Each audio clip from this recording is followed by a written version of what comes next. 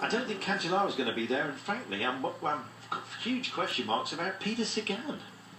I never thought I'd be saying that at the end of the day, but he looks like he's suffered today. His team, however, are just starting to get involved. They're wearing the green jerseys behind him. We've got a tumble just behind him, touch of wheels and taken to the barriers. Well, there you are, Sean. Tired minds as well as tired legs, I guess. Yes, I think, and a little bit of a lack in concentration as well. You're rolling along there, and some of the riders just touch together, and down they go. And it's Movistar. Two from Movistar. Yeah, indeed. And on the deck, it's not a happy sight, I'm afraid. Castroviejo is there, and so is Mallory. As we can see here, it looked like we might get a look at it.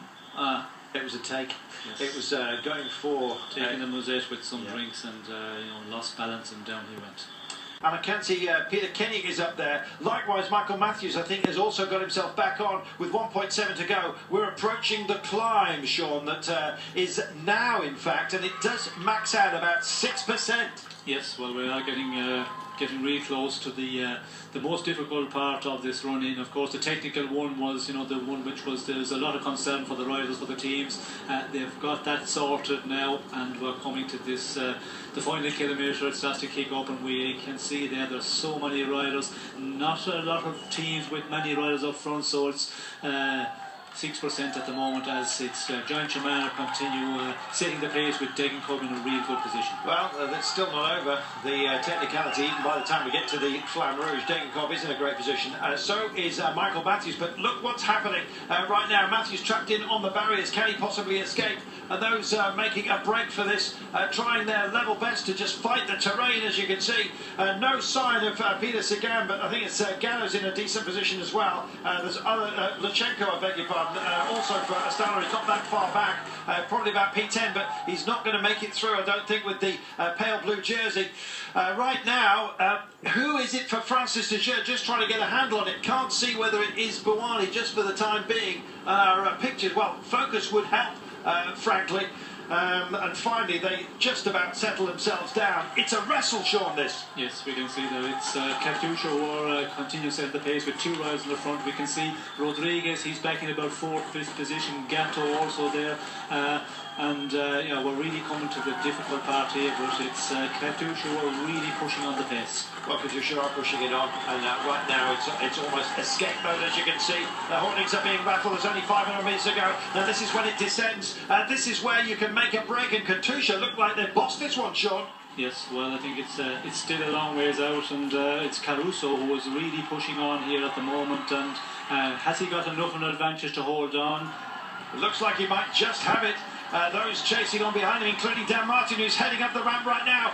Michael Matthews is there too. Martin's got the beating of him, has he? He's running out of time right now, but has he timed it to absolute perfection? There is Belkin also trying to get involved, and the Irishman's open mouth. He's agape. He's got the beating of Michael Matthews, has he? Suddenly Matthews comes around the outside. Oh, the Aussie's got him. He's had him in range, but he fight back. He's on right now. They spent to either side of the road. Oh, only just for Matthews.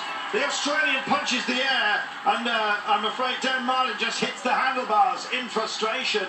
What a finish! Sprinters, the outright sprinters, it was more, as we have seen, for the climbers, but Matthews is the one who can do it all. He certainly can. Well, it was a terrific push on, right from some way out, Sean, and Caruso decided to roll the dice early, but he had some very quick men behind him.